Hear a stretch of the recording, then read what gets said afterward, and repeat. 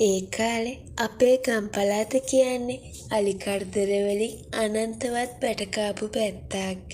ඉර බැහැගෙන යනකොට මුළු ගමම වෙලා ගන්නේ මහා මුසල බයක්. කවුරුත් එලි පහළියට බහින්නේ නැහැ. ඒත් ගොවිතැන් බත් කරන මිනිස්සුන්ට ගෙවල් ඇස්සේ හැංගිලා ඉන්න පුළුවන්කමක් තිබුණේ නැහැ. කුඹුරු යායවල් අලි අංචු පිටින් ඇවිත් විනාශ කරලා දානකොට පපුව පෑන වේදනාව දරා ගන්න බැරිම තැන ගමේ පිරිමි රෑ තිස්සේ පැය රකින්න යනවා. මගේ මහත්තයා නාලකත් ඒ වගේමයි. එයා ගොවිතැනට පණ ඇරලා හැමදාම රෑට කාලා බීලා එයා කුඹුරේ පැයට යනවා. ගොඩක් වෙලාවට එයාගේ තනියට මාත් යනවා. ගෙදර ඉඳන් බය වෙවි ඉන්නවට වඩා නාලකගේ ළඟ ඉන්න එක මට ආරක්ෂාවක් කියලා හිතුණා. එදා දවස හරිම වෙනස්. හවස් වෙනකොට නාලකට හොඳට මුණ ගැනිලා තිබුණේ. ඇඟ වෙවුලනවා. හරියට කතා කරගන්නවත් පණ නැහැ. සුදුමැණික අද මට පැයට යන්න බැරි වෙයි වගේ. නාලක වෙවුලන සරෙන් කිව්වා. එයා ඇඳේ ගුලි වෙලා හිටියේ. අනේ මේ ඔය උනත් එක්ක කොහේ යන්නද? අද රෑට ඔහොම ඉමු. එක දවසින් මහලොකු විනාශයක් වෙන එකක් නෑනේ. මම නාලකගේ නල්ලට අත තියලා බැලුවා. ගිනි කඹලක් වගේ රස්නෙයි. ඒත් කුඹුර කියන්නේ නාලකගේ පණ වගේ. එයාට නිින්ද යන්නේ නෑ කුඹුර ගැන හිත. එහෙම බෑමැනික ඊයේ රෑත් අලි රංචුවක් වෙලාය පහළට බැහැලා තිබුණා. මේ ගොයම් කිරිවදින කාලේ. අලි ටිකක් පැන්නොත් ඔක්කොම ඉවරයි. අපි කාලා ඉවරයි. මේ වෙලාවේ තමයි කාමරේ දොරකඩට නාලකගේ තාත්තා මගේ මාමණ්ඩි ආවේ. මාමණ්ඩිට දැන් වයස 60ක් විතර ඇති. ඒත් තාම ගල් කණු වගේ හයිය හත්තිය තියෙන මිනිස්සයා. උස මහත දේහධාරී ඇඟක් එයාට තිබුණේ. අවුරුදු ගාණක් කුඹුරේම වැඩ කළා හැම කළු වෙලා. මස් පිඩු තද වෙලා තිබුණේ. පුතාට අද අමාරුයි වගේ නේද? මාමණ්ඩි ඇහුවා. ඔව් අප්පච්චි උණ ගැනිලා. මම මේ කිව්වේ අද නොයායිමු කියලා. මාමණ්ඩි නාලක දිහා දුකෙන් බලලා කමක් නෑ පුතා ඔහොම ඉන්න. අද රෑට මම යන්නම් පැලට කියලා කිව්වා. මට එක පාඩම දැනුනේ බයක් වගේම අනුකම්පාවක්. මාමණ්ඩි තනියම යවන එක හරි නෑ කියලා මට හිතුණා. අනික එයාට රෑ තනියම පාළු ඇති. අනේ අප්පච්චි තනියම යන්න පුළුවන්ද? අනික රෑට තේ ටිකක් හදලා දෙන්නවත් කෙනෙක් නෑනේ. මමත් එන්නම් අප්පච්චි එක්ක යන්න. මම එකපාරටම කිව්වා. මාමණ්ඩි මගේ දිහා පුදුමයෙන් වගේ බැලුවා.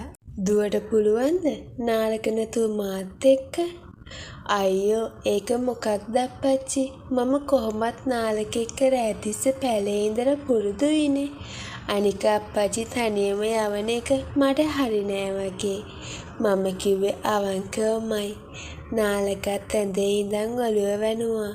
ඔව් අප්පච්චි සුදුවත් එක්කන් යන්න. මට බෙහෙත් බීලා නිදාගත්තාම හරියාවි. ඉතින් අපි ලෑස්ති වුණා. මම උණු වතුර බෝතලයකුත් රෑට කන්න රොටි ටිකකුත් හදාගත්තා. මාමණ්ඩි ලොකු ටෝච් එකත් අරගෙන ඉස්සර වුණා. මම පස්සෙන් වැටුණා. ගම මැදින් කුඹුරු යායට යන පාර හරිම අඳුරුයි. හඳ එළිය තිබුණත් ලොකු ගස්වල හෙවණැලි නිසා පාර හරියට පේන්නේ නෑ. සීතල හුලඟක් හමාගෙන එනවා. වෙනද නාලක එක්ක යනකොට මම එයාගේ අතේ එල්ලිලා යන්නේ.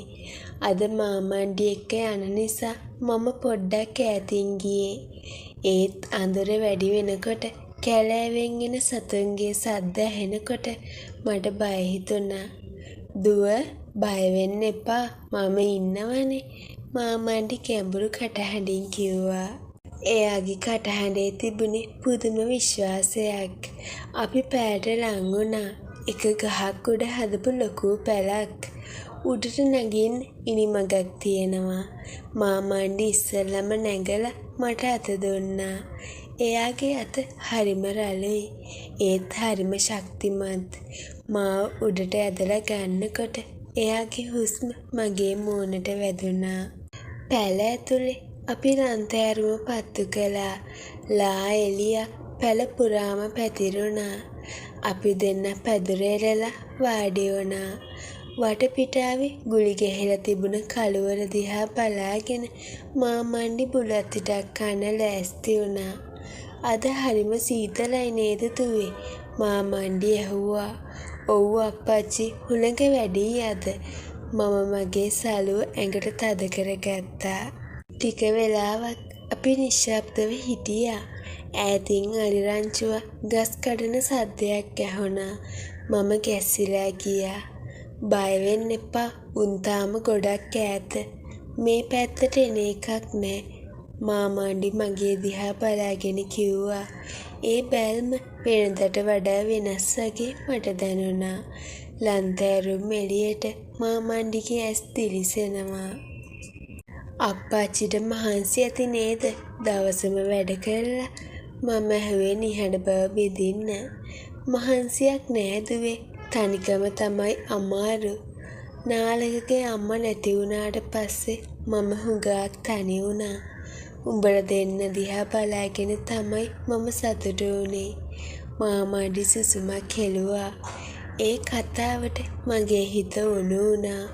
ඇත්තටම මාමණ්ඩි තාම දේහබල සම්පන්න පිරිමියෙක්. එයාට ගැහැණියක් නැතුව ඉන්න එක කොච්චර අමාරු ඇද්ද කියලා මට හිතුණා. අපි ඉන්නවනේ අප්පච්චිට. මම හෙමින් කිව්වා. මාමණ්ඩි බුලත්තිට හපහප මගේ දිහාම බලාගෙන හිටියා. දුව වගේ ලේලියක් ලබන්නත් පින තියෙන්න ඕනේ. නාලක හරි වාසනාවන්තයි. එයා එහෙම කියද්දි මගේ ඇඟ හිරිවැටිලා ගියා. මාමණ්ඩිගේ ඇස් මගේ ඇඟ පුරාම දුවනවා කියලා මට තේරුණා. වෙනදාට නැති අමුතු හැඟීමක් මගේ හිතෙන් ඇති වෙන්න ගත්තා. නාලක අසනීපෙන් ඉන්න නිසා පහුගිය දවස් ටිකේම අපි අතරින් මොකුත් සිද්ධ වුණේ නෑ. මගේ ඇඟ ඇතුලේ යම්කිසි ගින්නක් තිබුණා. රෑ මැදියම වෙනකොට සීතල හොඳටම වැඩි වුණා. මම ගෙනාපු රොටි කාලා අපි තේ බිව්වා. මාමණ්ඩි තේ එක බොන ගම මගේ ළඟටම ඇවිත් වාඩි වුණා. කොච්චර ළඟද කියනවනම් එයාගේ හුරහිස මගේ උරහිසේ කෑවෙන තරම්. දුවට සීතලද? එයා ඇහුවා. ටිකක් විතර අප්පච්චි. මේ පැයට ටිකක් හුලං එනවා වැඩි. එන්න මාත් එක්ක ටිකක් ළඟට. සීතල අඩුවේ. මාමණ්ඩි එහෙම කියලා මගේ කරවටේට අත දැම්මා. ඒ වෙලාවේ මම විරුද්ධ වෙන්න ගියේ නෑ. ඇත්තටම මට ඕන වෙලා තිබුණේ උණුසුමක්. ඒත් ඒක නිකම් උණුසුමක් නෙවෙයි කියලා මගේ යටිහිත දැනගෙන හිටියා. මාමණ්ඩිගේ අත මගේ කරවටේ එතෙනකොට මට දැනුනේ ආරක්ෂාවක් විතරක් නෙවෙයි, පිරිමියෙක්ගේ. නාලක හරි අහිංසකයි. මාමණ්ඩි මගේ කාණ්ඩ කළා මිමිනුවා. ඒත් මිනිහා දුර්වලයි. දුවට ඕන කරන ආරක්ෂාව, සතුට එයාට දෙන්න පුළුවන්ද කියලා මට වෙලාවකට හිතෙනවා. මම මාමණ්ඩිගේ මූණ දිහා බැලුවා. අපි දෙන්නගේ මූණ ගොඩක් ළඟයි තිබුණේ. ඇයි අප්පච්චි එහෙම කියන්නේ? නෑ, මම දැක්කා දුවගේ ඇස්වල තියෙන ආසාවන්, තරුණ ගෑණියෙක්ට ඕන කරන දේවල්. මාමණ්ඩි එහෙම කියලා මගේ අතක් තදින් අල්ලගත්තා. ඒ අත්වල තිබුණ රළු බව මට අමුතු සනීපයක් ගෙනාවා.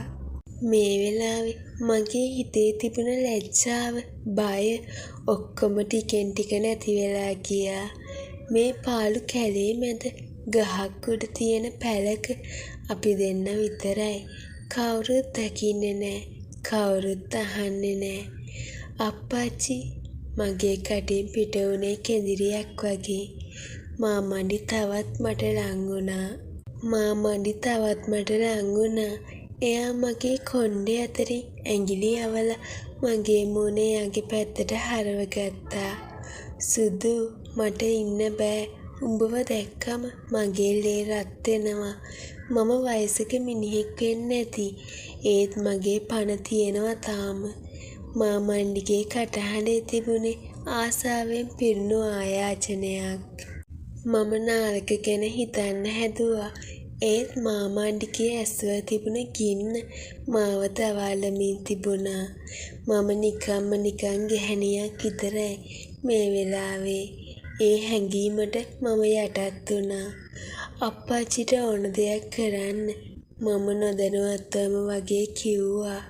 එතකොටම මාමණ්ඩි මාව තදින් බදාගත්තා. ඒ බදා ගැනීම හරිම ශක්තිමත්. නාලකගෙන් කවදාවත් නොලැබුණු තරම් හයියක් ඒ බදා ගැනීමේ තිබුණා. එයා මගේ බෙල්ල මුලින් පටන් ගත්ත හාදු වැස්ස මුළු ඇඟ පුරාම පැතිරිලා ගියා. අවුරුදු ගානක් තිස්සේ හිර කරගෙන හිටපු හැඟීම් ගඟක් වගේ පිටාර ගලන්න ගත්තා. අපි දෙන්න පැල උඩ එළපු පම් පැදුරේ එකිනෙකාට තුරුල් වුණා. මාමණ්ඩියාගේ පළපුරුතේ මාව කුල්මත් කළා. එයා මගේ ඇඟේ හැම අඟලක්ම රස වින්දා. මම බලාපොරොත්තු වුණාට වඩා ලොකු සතුටක් සැපක් මාමණ්ඩි මගෙන් ගත්තා වගේම මටත් දුන්නා. උඹ හරිම සුවඳයි මැනික. මාමණ්ඩි මගේ කාල් ළඟ කෙඳිරුවා. අපි දෙන්න ඒ පාළු රාත්‍රියේ ස්වභාව ධර්මයේ නීතියට විතරක් යටත් වෙලා තහනම් ගහේ ගෙඩි කෑවා. ඒක වැරදි කියලා දැනම ඒ මොහොතේ තිබුණ ආශාවට අපි යටත් වුණා.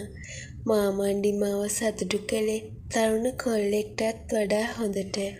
එයාගේ හැම මගේ ඇඟේ නහරයක් ගානේ දුවලා ගියා. අවසානයේ අපි දෙන්න හති දාගෙන එකිනෙකාගේ තුරුලේම නින්දට වැටුණා. එළියේ රැහැයියන්ගේ සද්දය ඇරෙන්න වෙන කිසිම සද්දයක් තිබුණේ නෑ. සීතල හුළඟ පැල ඇතුළට ආවත් මාමණ්ඩිගේ උණුසුම නිසා මට ඒක දැනුනේ නෑ. උදේ පාන්දරම කුරුල්ලන්ගේ සද්දෙට මට හැරුණා. මාමණ්ඩි තාම නිදි. මම නැගිටලා මගේ ඇඳුම් හදාගත්තා. රෑ වෙච්ච දේ ගැන පොඩි ලැජ්ජාවක් හිතට ආවත් ඒ එක්කම අමුතු තෘප්තියකුත් තිබුණා. මාමණ්ඩි හැරිලා මගේ දිහා බැලුවේ හරිම ආදරෙන්. අපි අමුතුවේ එළිය වැටීගෙන එන්නේ. මාමණ්ඩි සාමාන්‍ය විදිහට කතා කළා. අපි පැලෙන් බැහැලා ආපහු ගෙදර එන්න පිටත් වුණා. එන පාර දිගටම අපි වැඩිය කතා කළේ නෑ. ඒත් අපි දෙන්න අතරේ ලොකු බැඳීමක් ඇති වෙලා තිබුණා. ළඟට එනකම්ම මාමණ්ඩි මගේ දිහා බල හිනා වුණා. ගෙදරට ගොඩ වෙනකොට නාලක සාලේ වාඩි වෙලා හිටියා. උණු ටිකක් බැහැලා වගේ පෙනුණා. ආවද කොහොමද රෑ? අලි කරදරයක් තිබුණේ නෑනේ? නාලක ඇහුවා. මාමණ්ඩි මගේ දිහා බලලා පොඩි හිනාවක් දැම්මා. නෑ පුතා, කිසි කරදරයක් නෑ. අපි හොඳට පැල රැක්කා. අලි ආවේ නෑ. හැබැයි අපි දෙන්න හොඳට නිදි මැරුවා. මාමණ්ඩි එහෙම කියද්දි මට බිම බැලුණා. ලොකු දෙයක් අප්පච්චි කියේ එක මට තාම ඇඟට පණ නෑ වගේ නාලක කිව්වා. මම කුස්සියට ගියේ නාලකට තේ එකක් හදන්න. ඒත් මගේ හිත තිබුණේ ඊයේ රෑ පැලේ සිද්ධ වුණ දේවල් ළඟ. මාමණ්ඩි දීපු ඒ පහස මගේ මතකයේ තදින්ම රැඳිලා තිබුණා. ඒක වැරදි වුණත් ඒ රෑ මගේ ජීවිතේ අමතක නොවනම රාත්‍රියක් වුණා. මම තේ එක හදාගෙන එනකොට මාමණ්ඩි සාලේ පුටුවේ වාඩි වෙලා බුලත් ඉටක් කනගම මගේ දිහා බලාගෙන හිටියේ අර අමුතු බැල්මෙන්. මේ වගේ කතා කියවන්න කැමති අය අපිව සබ්ස්ක්‍රයිබ් කරගෙන යන්න. මේ කතාව ලස්සනයි නම් ලයික් එකක් කමෙන්ට් එකක් දාගෙන යන්න අමතක කරන්න එපා.